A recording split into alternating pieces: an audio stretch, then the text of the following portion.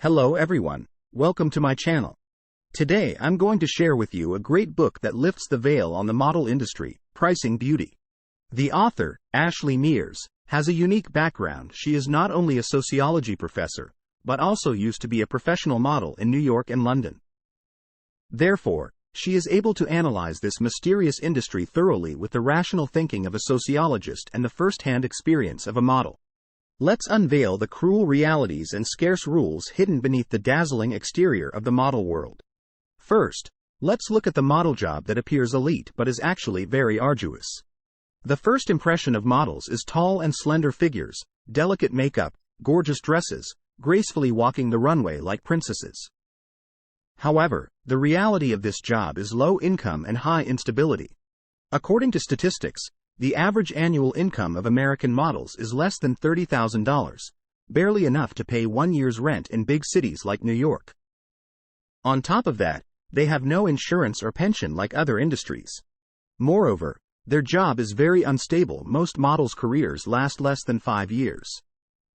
So many models live with tremendous career anxiety, worrying about being dropped by their agency the next second.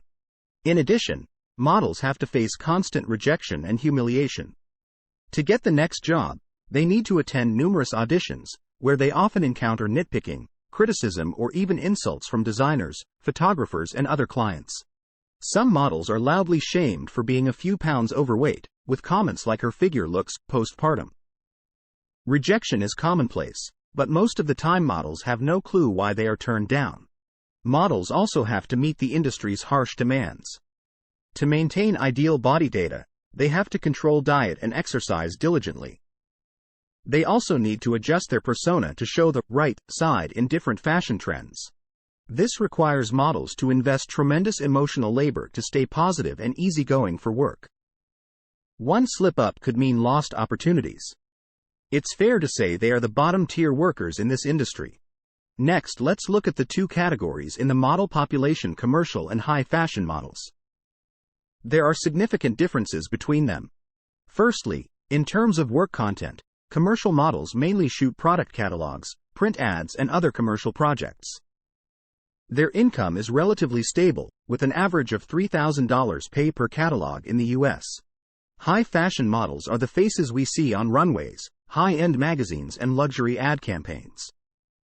But the pay for such top-tier fashion jobs is very low, usually $100,150 for a day's photo shoot.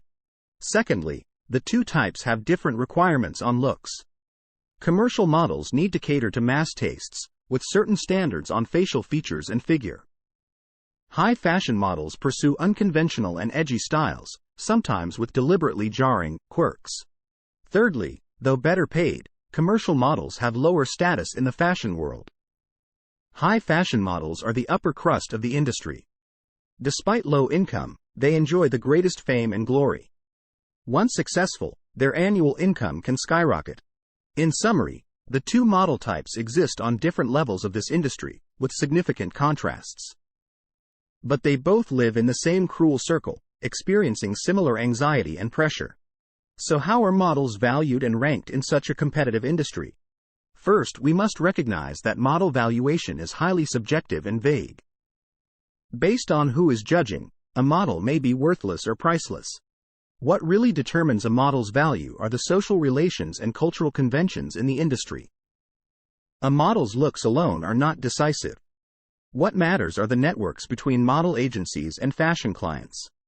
Those with closer ties to key clients and richer social capital are more likely to develop top models. Besides, the supermodels we know are not born with status. Their success is a result of winning favor at a certain point from this circle. A group of top clients collectively promote a model to stardom overnight. This mechanism closely resembles the stock market. A model is like a skyrocketing stock, rising collectively through mimetic moves.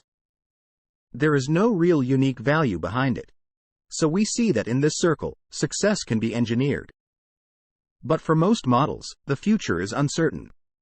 They can only keep trying their luck, hoping to walk the top fashion stage someday. Lastly, let's examine two long controversial issues in this industry: race and gender. First, race.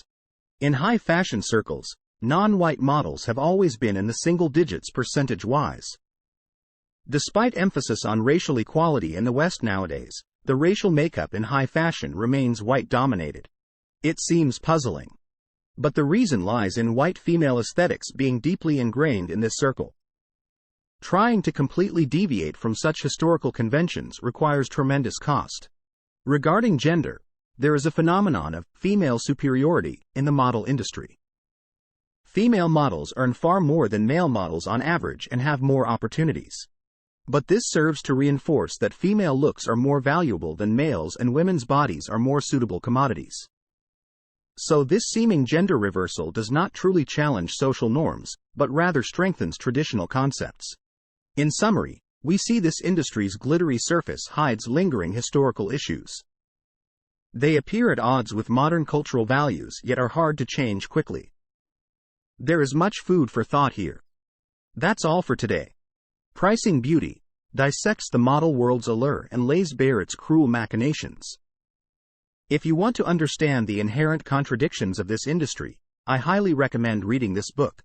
Thank you for watching. See you next time.